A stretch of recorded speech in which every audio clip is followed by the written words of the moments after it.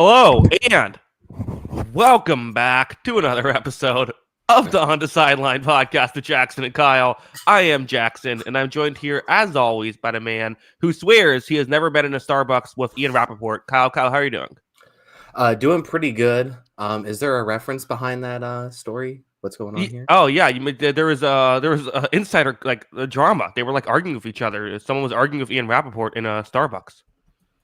Who was arguing with them? It was Jordan Schultz, who I guess it was over the Aaron Rodgers talking to Tom Brady, or the Matthew Stafford talking to Tom Brady story. There was, I guess, a lot of swearing and a big confrontation in the Starbucks. All right. All right. I just think it's good. It's good to see. I feel like there's too much drama that the insiders have to report. They should have their own drama too. If we're gonna go full soap opera here, they should be involved. Listen, the NBA has plenty of drama. The NFL has to take some of it. Yes, Kyle, we are fully in the off season at this point. We're talking about insider drama. We have a fun topic to discuss. We're going to be grading every first round picks rookie season. We did this last year and it was a lot of fun, so wanted to go back to it. Sorry, did something happen on your end for a second? I had a weird glitch out on my screen. I'm good. I don't know. Okay. I haven't seen anything. Yeah. Okay, gotcha. Okay. Well, as long as everything's good. Kyle, it should be an interesting show. Yeah, definitely a lot to talk about. Obviously, these, we get 1 year retrospective. So, I think some of these grades will look a little harsher than probably people want to admit, but it's also just off of 1 year performance. That doesn't mean long term. I think all these guys are going to fail or succeed or however it works. We've seen plenty of situations of guys having great rookie seasons and struggling and guys having bad rookie seasons and turning around. So, I think you could point to a guy like Andrew Thomas, probably would have gotten a D or an F in this very podcast. And then all of a sudden he's one of the best left tackles in the NFL. So there's plenty of situations for that. Yeah. I mean, even probably no one had ever gotten a worse grade than Bryce Young, who probably got an F after his first year, and now look at him. So yeah, we're only grading the first years, only going off of what we can go off of. Just because you get an F doesn't mean you can't be successful, and just because you get an A doesn't mean you will be a Hall of Famer. But still an interesting thing to talk about. You want to just jump in? Yeah. Let's dive right in. Not a whole lot of NFL news coming out, except for apparently reporters fighting. But it is what it is. Yeah. Let's start off with let's go in order of how they were drafted. So let's start off with the first overall pick, Caleb Williams. Kyle, for you this is still an A, right? I mean, you're obviously a big Caleb Williams guy. Oh boy. Look, I mean, I still believe in the long-term prospects of Caleb Williams. I think he's going to be fine. I think he's going to figure it out. I think with based on the reporting of the Bears situation after the season, I think getting a guy like Ben Johnson in the building is going to do wonders for him. I hope he's able to right the and play well. But after 1 year, it's an F. It's an F. Mm-hmm. It has to be an F. And it's not just an F because, he had good moments and there were some highs. There was a lot of lows, obviously, but there were some highs. The issue is that the two guys behind him look really good. The two guys behind him. I like that. So, yeah, I just think it's a I mean, honestly, you could say he was the worst rookie quarterback of the draft so far. So that it has to be an F after year one, but I expect Caleb to turn it around and be just as competitive as these guys going forward. Yeah, I mean, you're correct in that the who got drafted after him has to be factored in. Also, I think it's unfortunate for him just that this seemingly is a really good quarterback class, so that just hurts where he's at. But I mean, I had an F as well for similar reasons. We've seen worse rookie years than Caleb Williams' rookie year. Caleb Williams showed more flashes than Bryce Young did last year, and Bryce Young's played really well towards the end of the season this year, right? So it can be changed. But when you factor in the fact that he wasn't just a first overall pick, he was a first overall pick in a loaded quarterback class and kind of considered to be this, he was an Andrew Luck or I guess Trevor Lawrence level prospect, and just completely, kind of fell on his face year one. Yeah. Long term, are you concerned about him now? Or are you just saying that things went wrong and things can get better? I mean, again, quarterbacks are so difficult that I'm never going to give a too strong of an opinion on young quarterbacks ever. But I'm more concerned now than I would have been had he played awesome. Like I would take Jaden Daniels over him today, and I wouldn't have said that last year. Right. Yeah, I mean, I think that's fair. Obviously, Jaden Daniels performed like a top 5 quarterback in the league last season, so I definitely think that's fair. I'm not sure I'm gonna sway too much on his long term thing, but he's got to show it quickly, right? Like if this is bad again next season, then all of a sudden we're gonna get really concerned about his future prospects as an NFL player. Yeah, you can't do it again. That's kind of where I'm at. I'm okay. You had a bad rookie year. You have a bad sophomore year. Then I'm very concerned and might be giving up on you. Yeah, I would agree with that 100%. And they did a lot to put some pieces around him. They didn't do everything around him correctly. You could get into the minutia of like, should they have brought back the coaching staff, all that kind of stuff? Should they have started a clean slate from there? Regardless of all that, he's got now what is perceived as one of the best play callers in the NFL. I mean, he's been one of the best play callers in the NFL for a few years. He still has a ton of talent in that team. They need some help, obviously, on the offensive line. They got to tweak some things to get better. But, this is still a pretty good situation for a young quarterback to be in, and he should be a lot better. Yeah. Let's move on. Let's go to number 2, Jaden Daniels. This is a clear-cut A+, right? Yeah, A+, A++, A++++, whatever you want to put on it. I think you could definitely make the argument that he wasn't the best offensive rookie this season, and I think it's a valid argument, just because we'll get to Brock Bowers in a second. However, this changes everything. Like, this is the most impactful pick of the entire draft so far, because a team like Washington, which for how many years now has been the laughing stock for the NFL for at times, like this team is like just the between the ownership situation, the stadium situation, all that kind of stuff. There was fans weren't going to games. That's how bad it got in Washington. Fans were not going to games. That's how much they didn't enjoy this franchise and their state. And this just changes everything. Like they have a guy. This is the meal ticket for the franchise. He changes everything. This could he hit a year 2 wall? Possibly. We've seen some rookie quarterbacks really stand out and then regress as things go forward. There's more tape on him and all that kind of stuff. But this was the best rookie quarterback season I've seen. I don't really remember some of the high profile names, but obviously in recent memory, I think this is the best rookie quarterback season I've seen. And he played like a top 5 quarterback in the league. So yeah, I think he absolutely deserves it. Beats out Mark Sanchez? Yeah, just barely. Yeah, I think so. That might be number 2. They both went to the conference championship, and Joe Flacco too. Those are the those are the best of the best right there. Yeah. We'll spend forever on Daniels. We all know he's great. Let's move on, Kyle. Drake Maye. So, okay, maybe we'll disagree a little bit. I'm giving this a C because I feel like I just need to see more. I get that. I get that he showed consistent flashes, and that's cool to see. But I just feel like he was in such a bad situation. Him being able to still make some things work in a bad situation is good, but I ultimately want to see more than that. And hopefully we will with a better situation around him. Yeah. I think the reason, so I have it as a B+ and borderline A. I think the thing with Drake Maye is like, yes, I think things obviously still need to improve. He's young. That's fine. I think at least you come away from this season thinking you made the right pick. And that's why I have a B+ or an A. Like, this is without a doubt the right pick. Everything going forward is not about Drake Maye, I feel like. It's about the Patriots putting him in the best situation to succeed. Because we've seen the talent. There is so much stuff about his ability to extend plays and create plays.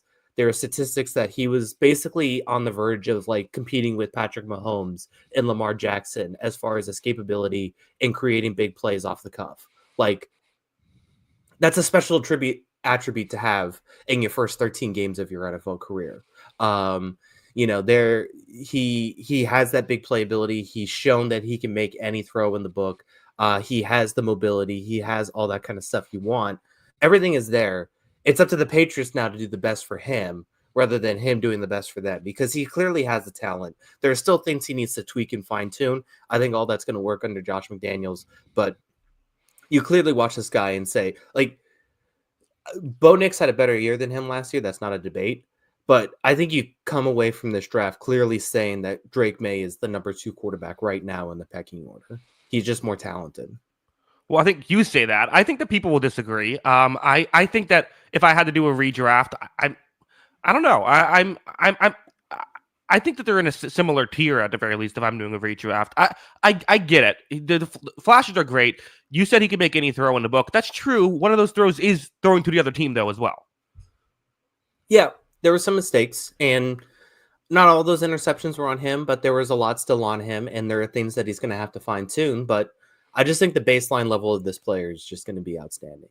And yeah, I fully believe that with the arm talent, just the mobility talent, all that kind of stuff, as long as he stays healthy, the sky is the limit. And he might have the highest ceiling in this draft. Honestly, he is that talented. Kyle, I mean, listen, I like Drake Maye as well. I'm just saying Patriots fans are quickly becoming Tuanon-esque in this discussion of Drake Maye. I mean, the situation he was in was just horrendous. Like, I completely. We could barely throw forward passes before he actually came into the games. 100%. But that's why I can't give it too high of a grade, because I don't know how he'll do in just a regular situation. So much of football is being a game manager. There wasn't the game for him to manage, so I don't know how he'll do there. Yeah.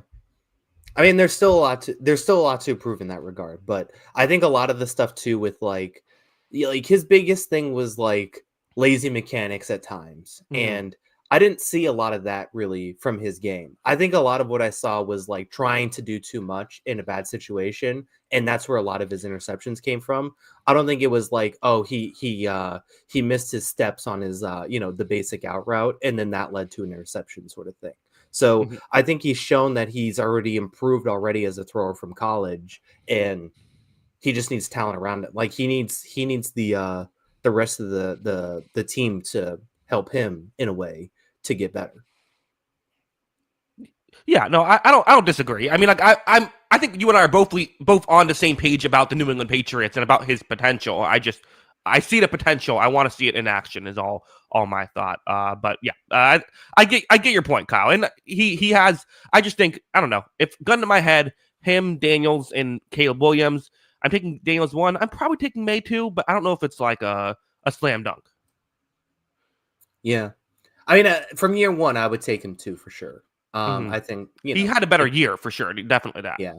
The one for me, based on just 1 year, if you just took 1 year of tape, it's just like, would you take Bo Nix right now and just say, like, I know it's not as high of a ceiling, but that floor is definitely much higher. He made the playoffs. He did all this good stuff. Or am I taking the guy who I think has a much higher ceiling still? Yeah, it's funny because it's basically the exact opposite of the Mac Jones argument. Right, exactly. Yeah. But yeah, fun stuff there. We can move on with a comment saying, Jackson, just so you know, I enjoyed a tush push. How do we ban this person? Let me ban for life. No. You have the power, man. Go for it. Listen, you can enjoy the tush push. I don't want to take that away. I do want to take it away from you, but I don't enjoy the tush push. We can disagree on it. It's fine. I still have no opinion on it. You know what? Do what you want. Yeah, and I have Vita Vea is on my team. We can stop the tush push. Anyway, number 4, Marvin Harrison Jr., Kyle, who I'm gonna go like, I think a B feels fair. I think we were kind of maybe expecting this like awesome play, and we got very good wide receiver 1 play. Maybe not every game in wide receiver 1, but still a really solid contributor for this Cardinals team and room to improve. So there was already high expectations going in, and he, I would say, met the expectations but did not exceed them. Yeah, I mean, maybe he didn't meet the expectations, but maybe that was just the expectations were too unfair, right? I gave it a B2. Like, he seemed fine.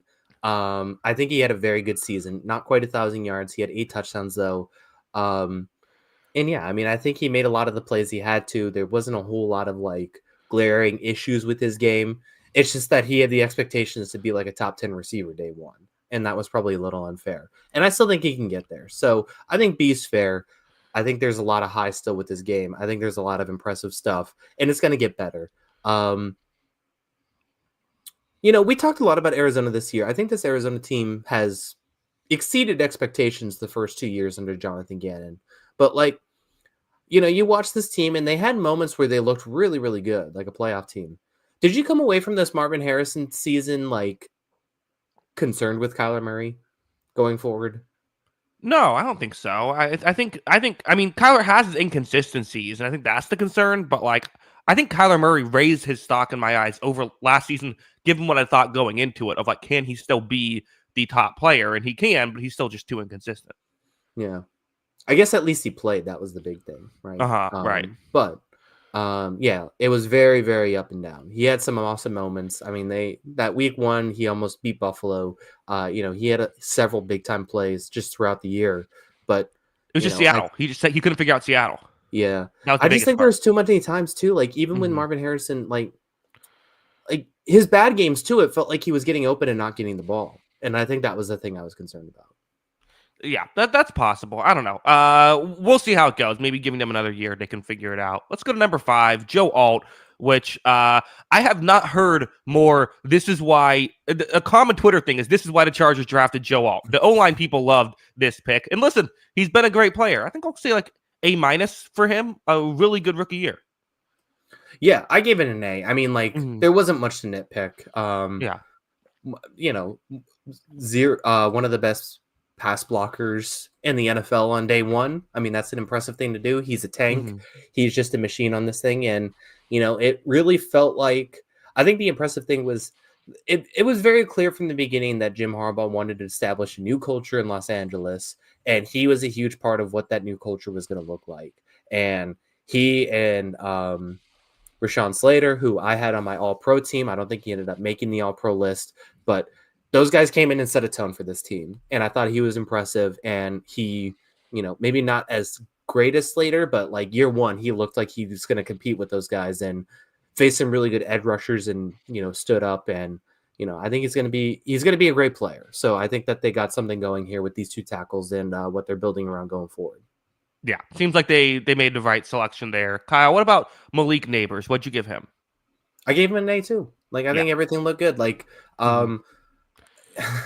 like he was the most exciting part of a team that was just not exciting at all. So, yeah, I think this is fun going forward. I think that they got a guy they can construct a lot of their offensive schemes around because he's just going to command so much attention and he can dominate even with attention. This is a bad situation for an offensive rookie to go into, and he made the most of it. And I mean, we'll see what it looks like going into next year because currently they don't have a quarterback. So I don't know who's throwing in the ball. I don't know who's going to be around him, but he looks like he's definitely going to be there for a long time as long as he wants to be there. Well, you know what Terry Bradshaw would do? Yeah, Drew Lock, bring him back, baby. Yeah, what's wrong with that guy? Yeah, I get. That guy just needs more time, right? Yeah, exactly. What's the funniest Giants quarterback next season? Sam Darnold.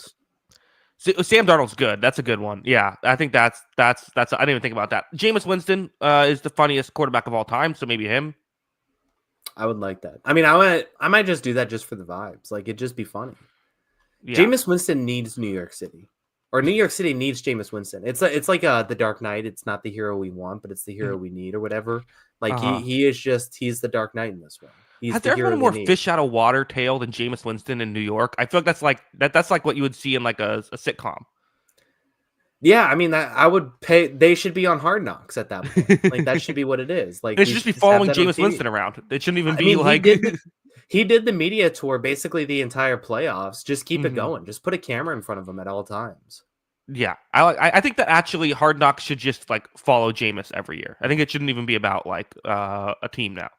Yeah, I would really love the idea of him trying to find like traditional Southern food in New York, and then gets like a New York barbecue plate, and just like what am I looking at here? I think that would be pretty funny.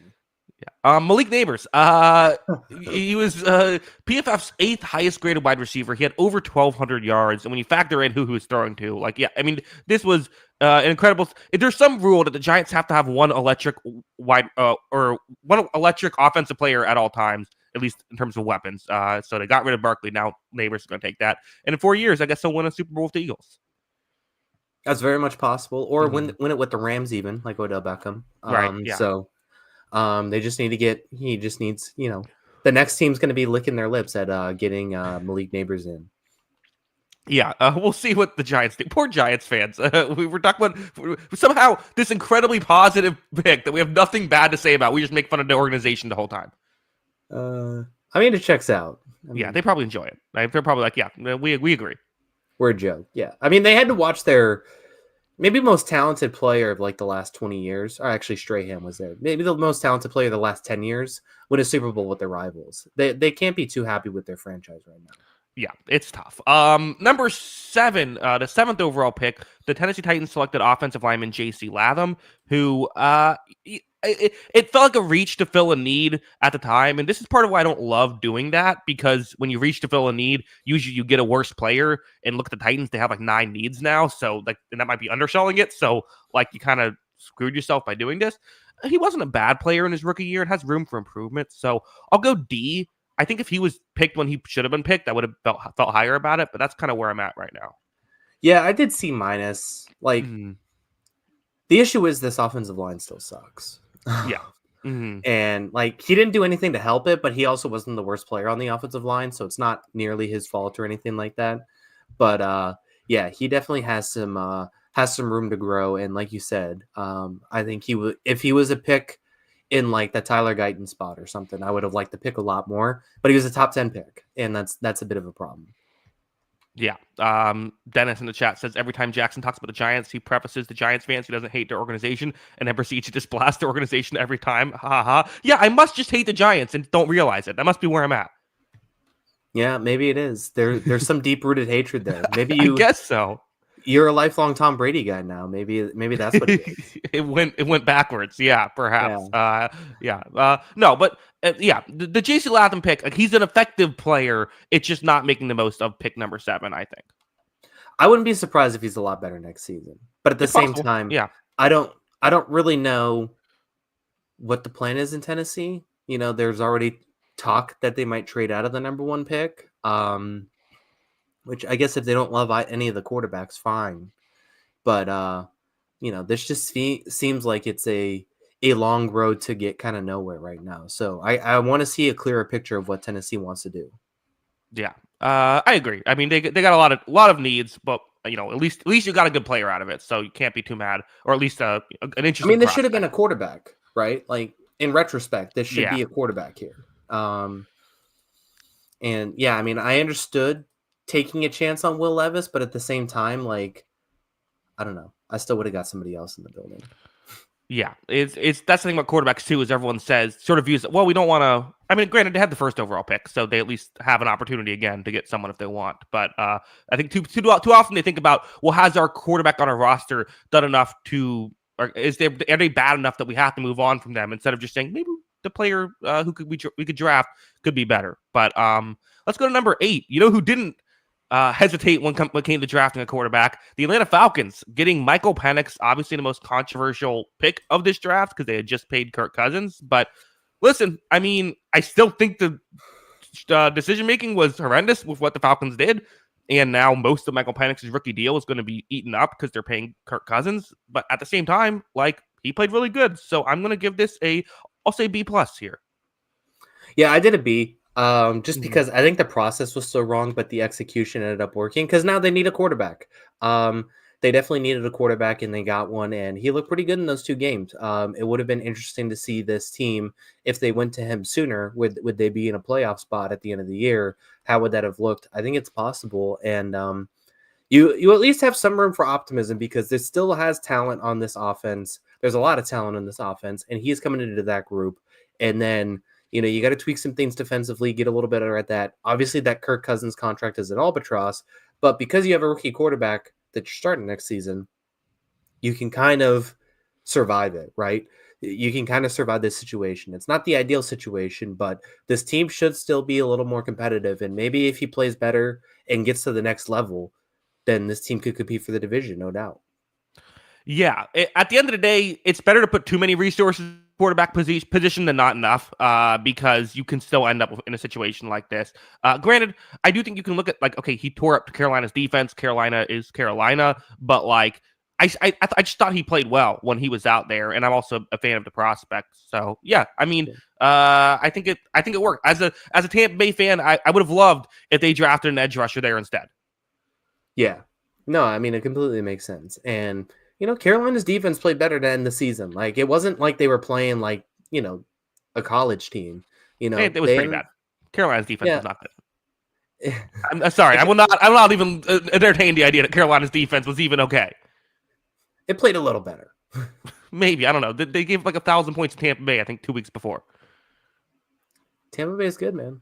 They are, and they had the power of the duck in that game, but there was still, I'm trying to, I guess Google doesn't want to show me the schedule. Whatever. Too much work to find their schedule. But I don't think they did. But we don't have to get too derailed here, Kyle. Let's move forward. I was impressed with the performance. That's all that matters. Yes. Okay. Sure. Kyle was impressed with the Panthers' defensive performance at the end of the season.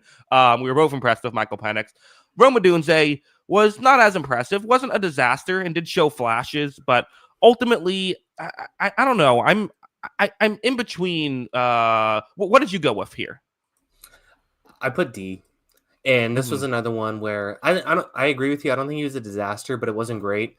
And I think the guy's taken after him has to play a factor because there are good receivers on the board after him that I think would have helped us team a lot more. And there just wasn't enough for me. So yeah, I had it as a D. Yeah, I was in between a D and a C. I guess I'll go D plus. I'm with you. I mean, 730 yards. Like his numbers weren't that far off from Marvin Harrison Jr.'s, but also like, it was just a different situation. So yeah, I still think he can be an effective player. I just think, but you are correct that wide receiver is a deep class. So and he wasn't as good as Marvin Harrison Jr. Just the yards were somewhat close. Yeah, I think he clearly wasn't. So yeah, I think it's going to take a little bit of time, but I still think long term he's going to be okay. We'll see.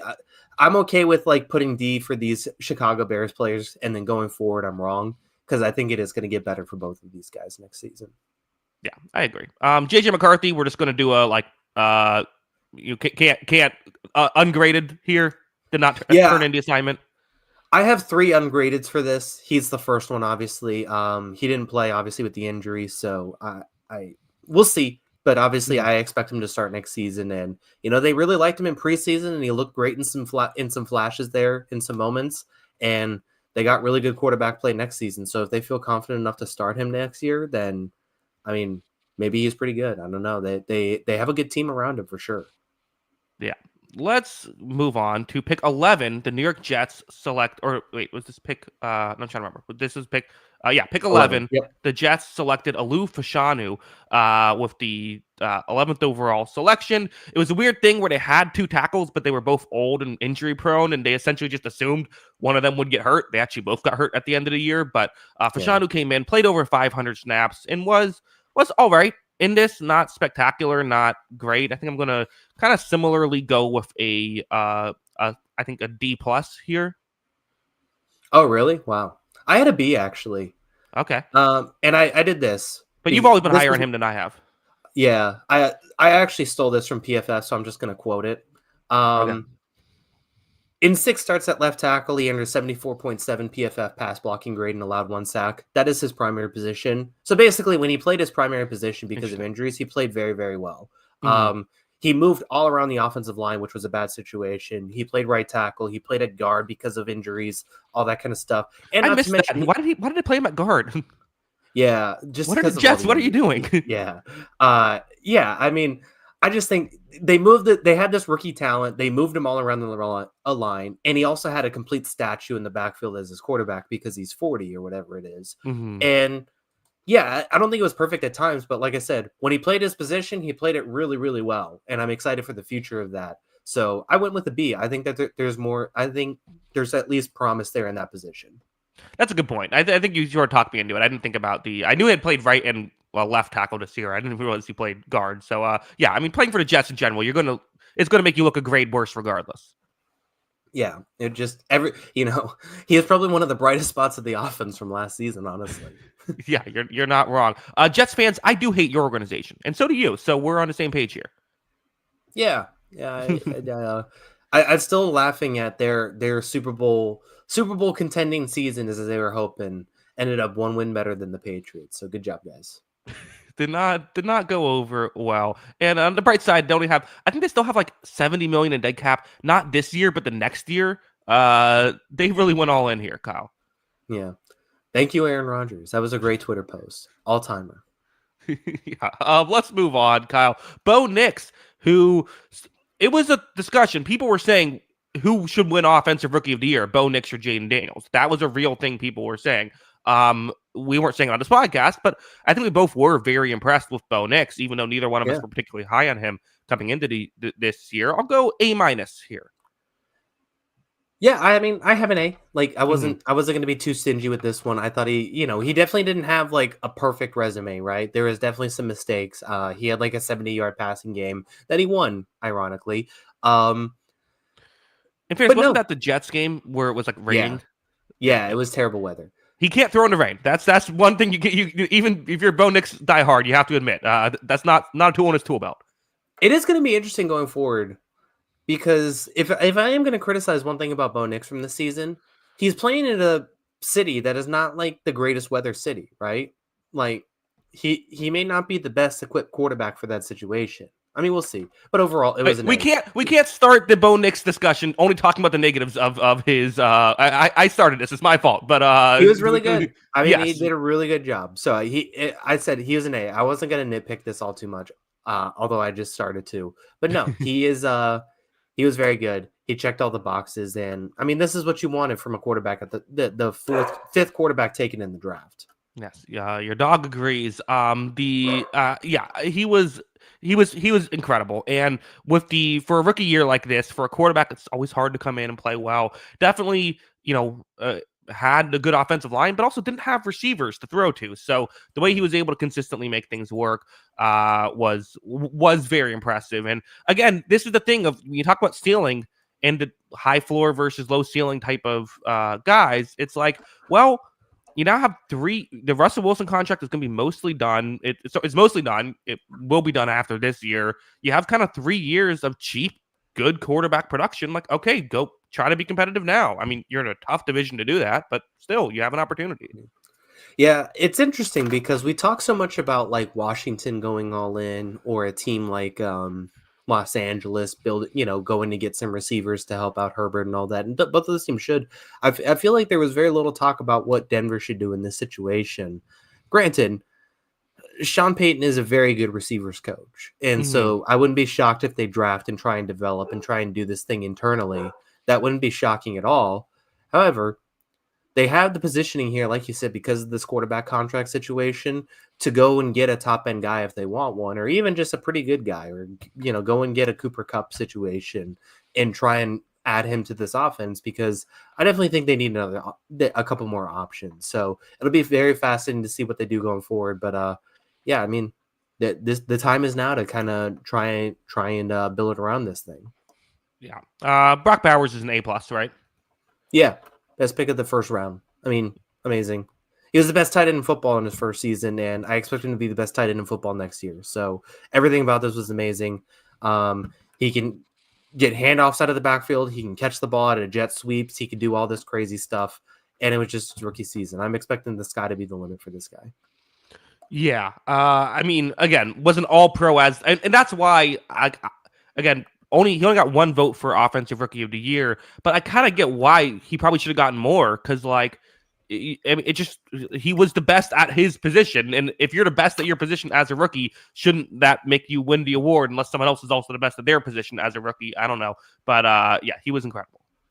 Would you rather build an offense around Brock Bowers or Malik Nabers after year one? Interesting. I think Brock Bowers. I think so too. I mean, receiver's obviously going to be more valuable, but this guy is just crazy. Like, you can construct so many offensive schemes around him because of all the things he can do. Like, how many tight ends in the history of the NFL do you know that could take handoffs? He's the only one. Yeah. It's just crazy. He could do it all. I mean, it's an incredible. And it's so funny because he was just someone you watched in college and it's like, I know this guy's amazing. And he went and did it. And, he made Aiden O'Connell at the end of the season. The Raiders played their way out of a draft pick. Like, that was another part of this. Like, they really wanted a quarterback. It felt like this year. It felt like the worst kept secret that they were in on Shedeur Sanders. Brady obviously has some mentorship stuff there, so I think that plays a factor in it. But it felt like the worst kept secret, and they played themselves out of a draft pick because Bowers and Aiden O'Connell played really well down the stretch, and they almost beat Kansas City and all this other stuff too. And hey, Sanders might fall to them. Who knows? Yeah, I mean, there's still a possibility of it. They could trade up. I mean, there's plenty of options there for the Raiders, and I think they were just happy to get a few wins there. So I think that they got to be happy. Yeah. In pick 14, the Saints selected Taliese Fuaga, who was there's a lot of question about is he going to play guard or tackle. He played tackle, played over 1,000 snaps there, and wasn't a very effective player for them. So I'm going to go with, wasn't amazing or anything, but I'll say like a B, maybe B- for Fuaga. I forgot to write him down, so I'll go with a B too. Okay. How did I miss him? Wow, that's crazy. Okay, anyway, yeah, I mean, no, I do think he was pretty good this season. I don't think he was bad. And I think just in the factor of like what this Saints offensive line was at the end of the season, everybody out, and he ended up playing. I think they ended up playing passable offensive line play, and I think a lot of that was guys like him playing better than expected year one, and he did very well. So I think there's a huge factor to that, and they're going to get a guy like Ryan Ramczyk back next season. Eric McCoy's going to be healthy, all that kind of stuff. I think you could be very happy with the Saints offensive line going into next season. Yeah, but at least happier. Yeah, I mean, it's going to be a much better situation. I think so, yeah.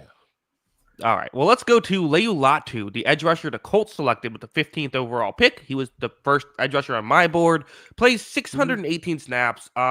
I think the biggest thing is that there was a better player who was drafted just a few picks later than him at his position. That is kind of what he has working against him. He was one of those like PFF darlings where he was 31st ranked edge rusher out of 119 eligible players. That's all players, not just rookies. But only 4 sacks, so didn't really get the counting numbers that you would like. But, I'm always more inclined for a guy with a higher pass rush win rate than a high sack count, although you would like to see that translate at some point. So I'm still going to go with a B right here, which maybe is a hot take. No, it's not. I have a B as well. Okay.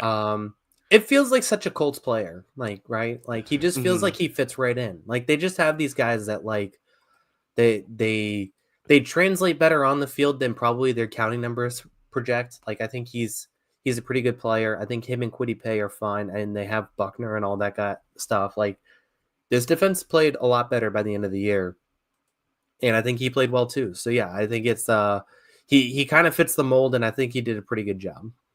Yeah. Who didn't do as good of a job was Byron Murphy, who was selected with a pick later. And again, our friends at PFF didn't say he was horrible. 60th graded player out of 118, but still not what you want out of a first overall pick. Now, interior defensive lineman, 22 years old. That takes time to develop. So I'm not going to crush him for it. I think I'll go for a D+ here. Yeah, I had a D just because, like, I think there's room to grow. I really liked him. He was my favorite player out of the draft for defensive players. It's going to take some adjustment. Like you said, defensive tackles take a while, so maybe I should grade this on a little bit more of a curve. He did better pass rushing than against the run, which is something we kind of expected. He had that pass rush twitch. But, yeah, I think it still looks like a long way to go, but I still think the talent's there. Yeah, I agree. And then for Dallas Turner, another guy who is so we selected the pick after by the Vikings, who traded up to get him. The Vikings only have a few picks in this upcoming draft because of all their trade ups in this draft. But they select Dallas Turner, who again PFF says isn't horrible. He has only 310 snaps. Did not get a ton of playing time, despite the fact that there was room for playing time. Although Andrew Van Ginkel played very well. Jonathan Goddard played very well. So, but still, there were plenty of, like Jihad Ward had over 500 snaps. So he wasn't even like the third guy off the bench there. Pat Jones, the second, had almost 500 snaps. So that's kind of maybe the issue, is not fully getting the playing time right away. Still is young, but this is what I'm going to give a D to. And you could argue lower because of, again, Jared Verse and a couple picks. Right. Yeah, I think you could argue enough for this pick, but I'll give him a chance. He was someone a lot of people really liked pre-draft too. I think he has talent. He's shown that he could be pretty good in college. But yeah, it was a tough first season, and like you said, there just wasn't a lot of opportunities to play. And surprisingly, because the Vikings love to rotate a lot of their guys, but yeah, there just wasn't a lot of snaps for him, and he didn't really impress in those moments. Yeah. Next we have Amarius Mims. The Cincinnati Bengals selected him with pick 18 at the tackle position, trying to improve the offensive line, and it didn't really work. He was not very effective, and I did not think he played great as a rookie. So I'm going to go with a D- here. Yeah, I have a D. I mean, another one. I think offensive tackle does take some time too. Although we saw a couple very good ones earlier in the draft, but yeah, I think if you were gonna rate the first round offensive tackles, you probably have him the lowest of the group. Yeah. Again, we're kind of plowing through some of these. I don't know if you had 8 minutes of Amarius Mims material to go through, but I figure we can go ahead. Yeah, we can keep going. He was a highly rated high school player. He was someone I watched in high school. I mean, he's physically just dominant, but it's just going to take a while to translate, hopefully, for the Bengals. Yeah. A player who did not take a while to translate was Jared Verse. The Los Angeles Rams selected him at pick 19. He wins Defensive Rookie of the Year, and it was a weak defensive class, but he would have won it even in a stacked defensive class. He was fantastic this year and was also great in the playoffs. So, yeah, this is an easy A+. Easy A+ indeed. I mean, maybe the second best pick of the draft, or I mean, you could argue the first best pick of the draft too. So he was that good, and I mean, not just the way he played, because he was fantastic, it felt like from the get-go, but like the transition and the development of this Rams defense felt a lot like what he was doing on the defensive line. And he had such a tough job because they needed so many players to help replicate this Aaron Donald thing, with Aaron Donald retiring in the offseason. And I mean, as far as pass rushing goes, by golly, he almost did it by himself. He was just a menace. He was a menace. And it was not something we expected right away in year one, even though he was very talented at Florida State. But to go in and kind of just replicate this group and to take over for a guy like Aaron Donald on that defensive line and play well, I mean, it was incredible. Yeah. How funny would it be if the Rams were actually the best at drafting in the first round and just didn't realize it?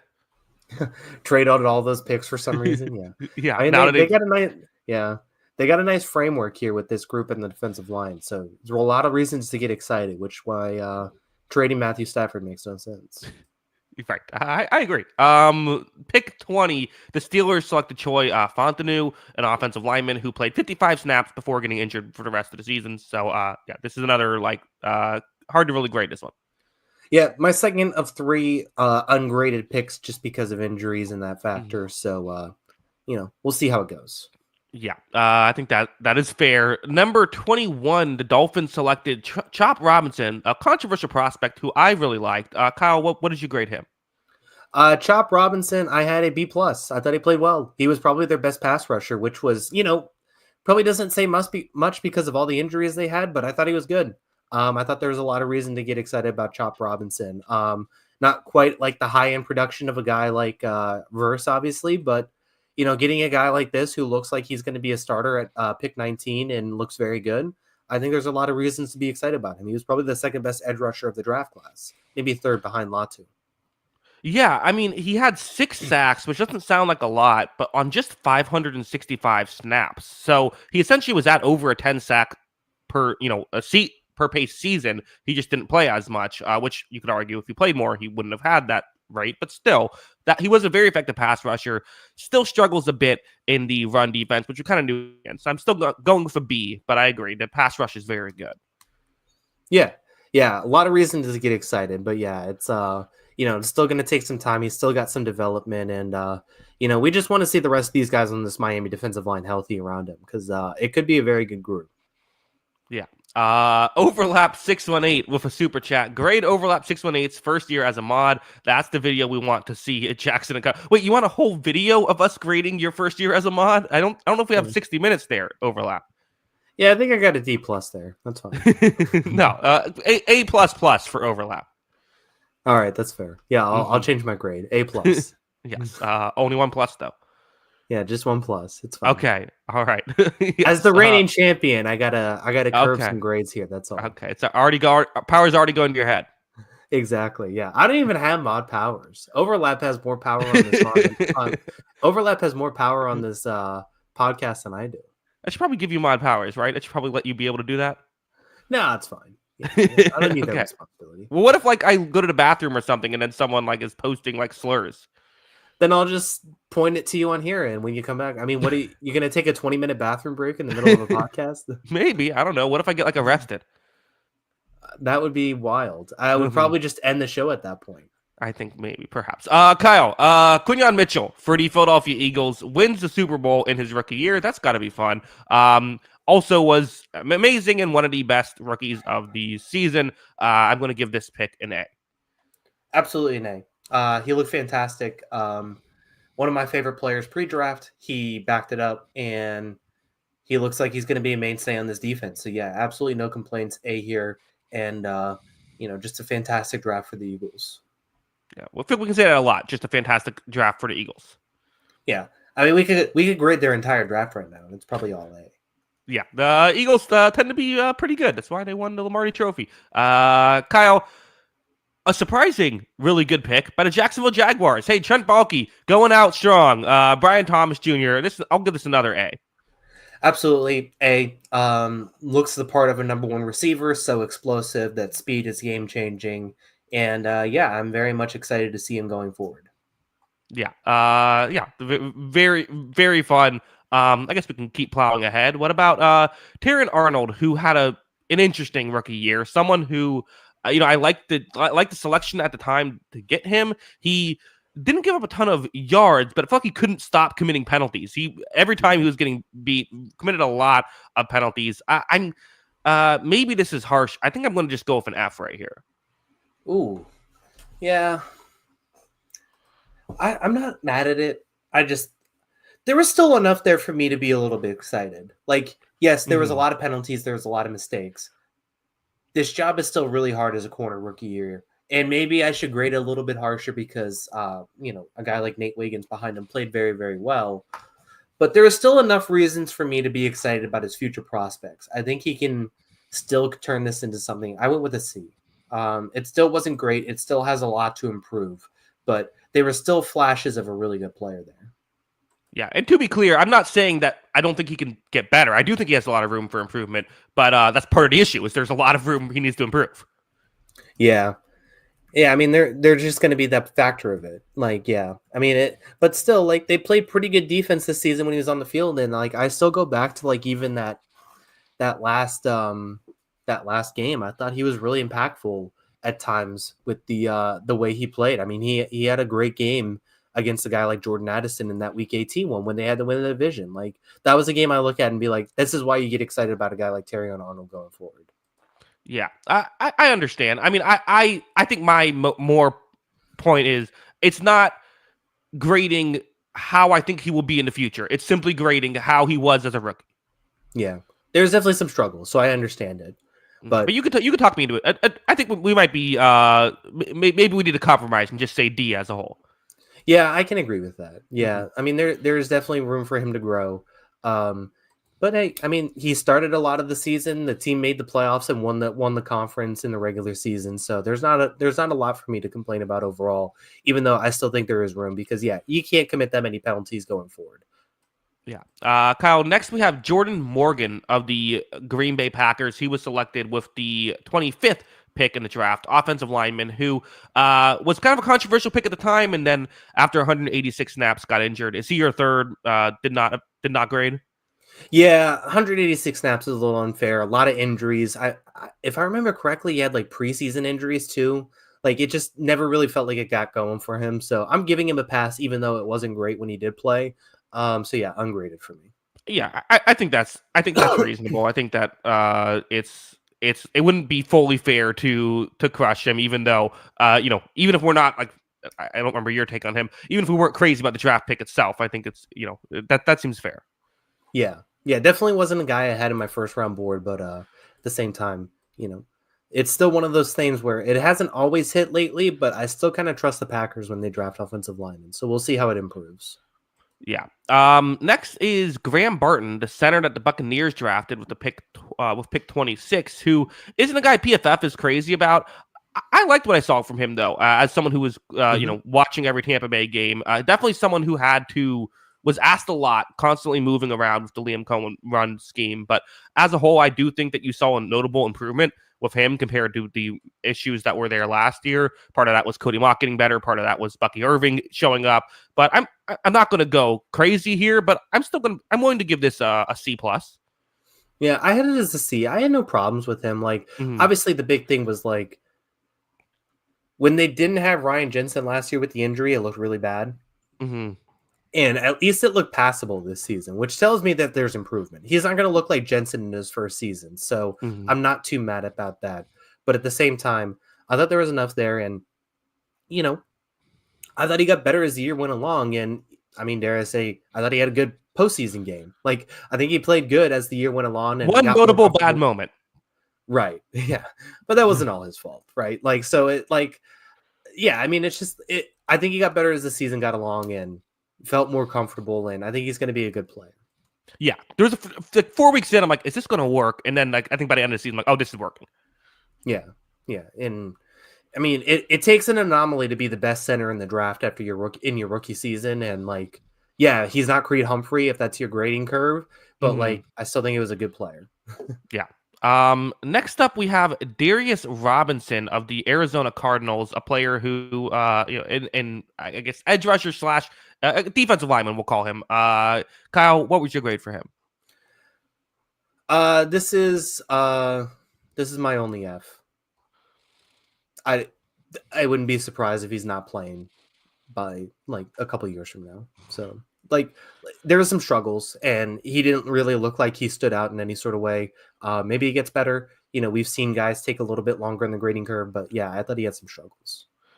Yeah, I mean, he was someone who, so he's another guy who had under 200 snaps, but unlike Morgan, it wasn't because he got injured early on and just wasn't able to play. It just like this Cardinals, weirdly, the Cardinals seemingly consistently draft players who they can't find a way to get on the field. Remember, Isaiah Simmons was that way, where they keep having to bench their first round picks. That's not a good trend to have going on. But yeah, I mean, he was not good when he was out there. He just wasn't. Yeah. I mean, yeah, it's just there's a long way to go there, and like, yeah, I mean, it's just weird because they keep having these like guys who over exceed expectations, like a Dennis Gardeck come in and like stand out, right? Hmm. And then like they move Zaven Collins to edge rusher, and then like all of a sudden the guy they drafted at edge rusher is lost in the woods there. But yeah, he just in no way, shape, or form felt like he stood out at all.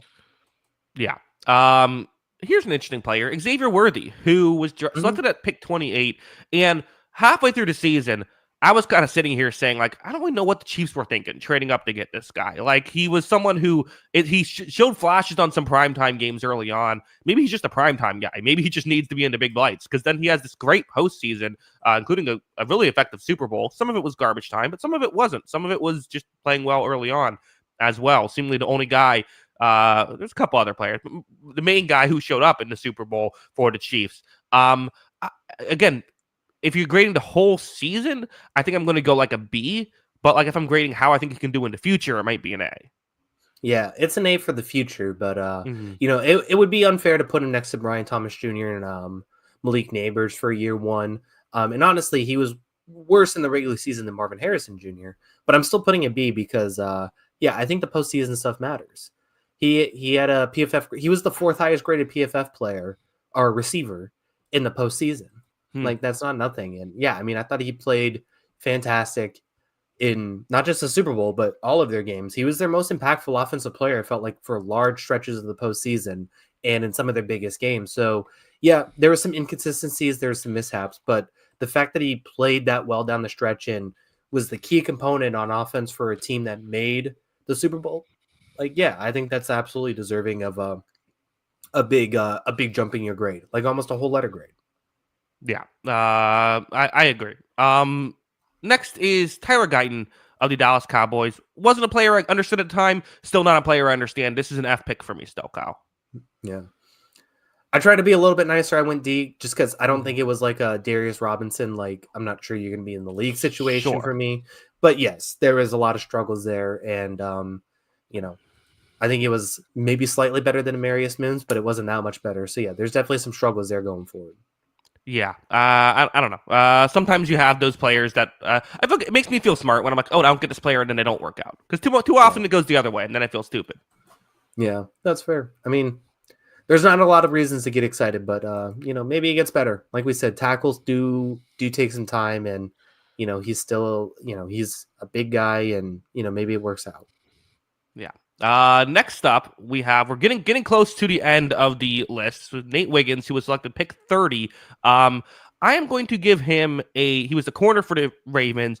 I'm going to give him, I'm in between a B plus and an A minus. I feel like A minus feels worse than B plus for some reason, but I'm going to say A minus. Okay. Yeah, I just said B plus, so we were in the same ballpark. Mm-hmm. He was great. I mean, he was really good. Not a lot of reasons. I had a lot of skepticism of him going into the draft just because the size thing. How is that going to work? But I mean, like, when you see the meme, he's got that dog in him. I mean, he plays with that dog in him at all times. It doesn't matter. I mean, he's tough. He's physical for a smaller corner, and he goes out there and competes. And he played some really good receivers this year and kind of stood up to the task. I was impressed with Nate Wiggins, no doubt. And, he looks like he's going to be a big part of this Ravens team. Yeah. Is there ever I feel like anytime you have a situation where you're like, I'm kind of lower on this corner, and then the Ravens draft him, it's like, okay, I'm wrong. I guess he's going to be good. Mm-hmm. Yeah. And I know a lot of people really liked him too. Mm-hmm. And he was a fun player in college just because of the way he competed. But yeah, it was just like, this guy's, I don't even know what his measurements were, but like he looks like he's like 5'6" out there. He looks tiny, but he went out there, he defied the expectations year one for sure. Yeah, definitely. Let's talk about Ricky Pearsall, who obviously had a weird rookie year. He didn't play right away because he got shot in I believe it was a carjacking that caused him to miss a good chunk of the year. Still played 11 games. Only had 400 yards in those 11 games. I didn't think played great. Did have a couple, he had a 141-yard game against Detroit in that game where the Lions decided to play their starters, even though it was, that game didn't matter. Did have a few games where he was catchless in it there as well. So in fact, he had a 4-game stretch where he only had 5 yards in all those games, 1 reception for 5 yards. But when they started using him more, did have some success. I don't know. I think this has to kind of almost be like a C just because of all the weird stuff going around, right? I ended up putting a C plus with an asterisk. Like I almost did ungraded because like honestly, like the fact that he got shot, basically missed his preseason and a large majority of the start of this season, and then came back and played relatively like well at times. Like, I mean, that should be an A, honestly. Like, yeah. I don't know a lot of players who overcame that sort of adversity in year one. So I'm not going to complain about it too much. I thought he did pretty good in the situation. And like, yeah, there were some really good games there. Like you said, that Detroit game was awesome. The Arizona game at the end of the year was really good. Like there's a lot of reasons to be excited about games like that from him and be excited about the future. And I think that those are the moments that I'm looking at with this one, where it's like, this is a very extreme and weird situation, and I'm giving him the benefit of the doubt with it, that the highs, I think, have me excited. And not to mention, the way the San Francisco thing works sometimes, like there are just it feels like there are just going to be games where certain guys on San Francisco just aren't part of the game plan and aren't getting the ball. So I can't criticize him too much as a rookie for not getting the ball in certain situations because it's just the way San Francisco works. They have so many playmakers. Yeah, it is. I think that I would also say, though, the way it works is that sometimes for San Francisco, you have a great game where you get 140 yards, right? Like that's the other side of the coin. So I think if you didn't hear anything and all you heard was 400 yards in 11 games, you'd be like, oh, well, that's disappointing. But like hearing the context is kind of, I think, an important aspect there, obviously. Yeah, he definitely has like the biggest benefit of the doubt of any guy I graded in this because, like, I don't know, he literally got shot. Like, I think that he deserves some leeway there.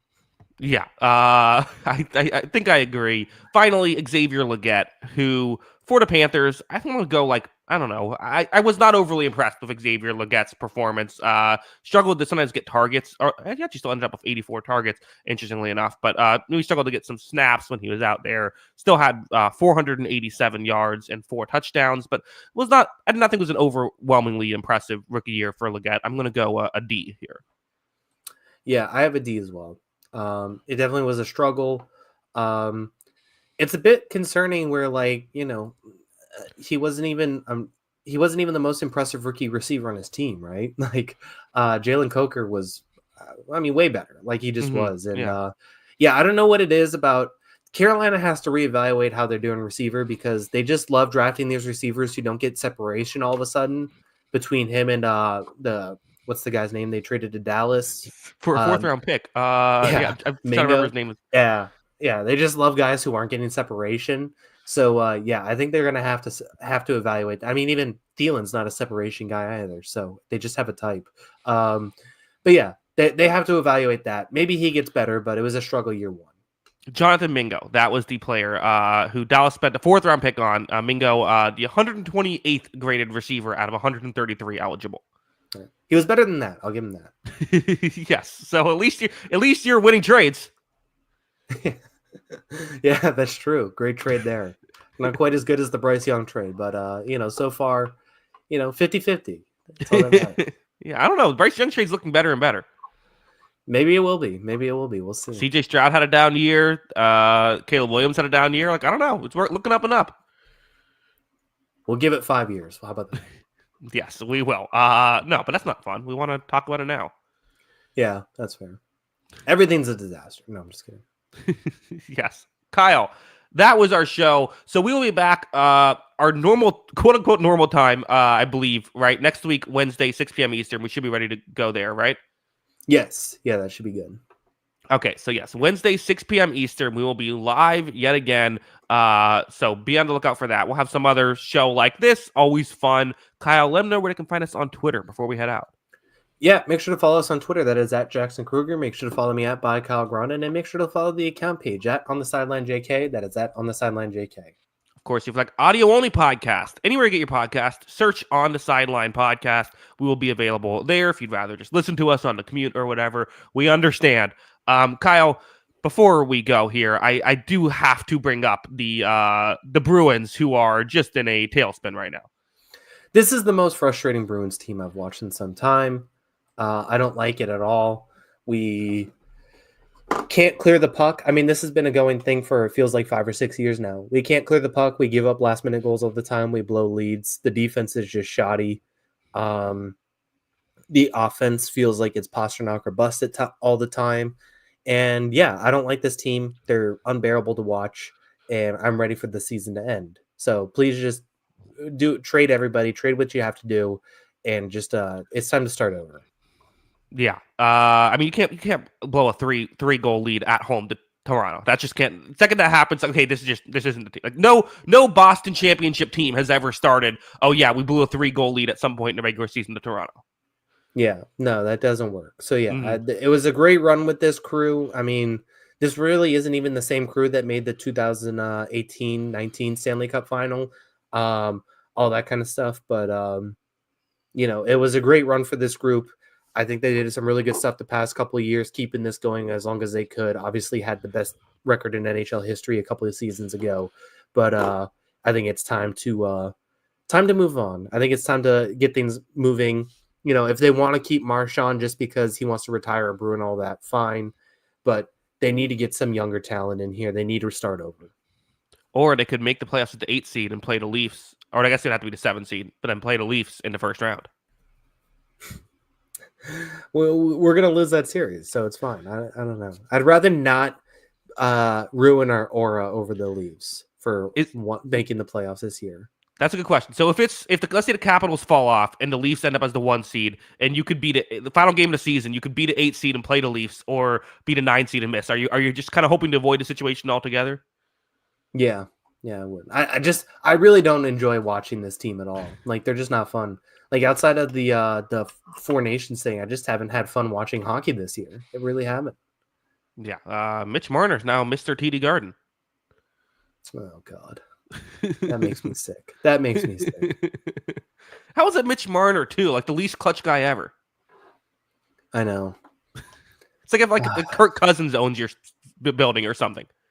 That's embarrassing. I don't even want to talk about this anymore. That's gross. The Lightning have been good.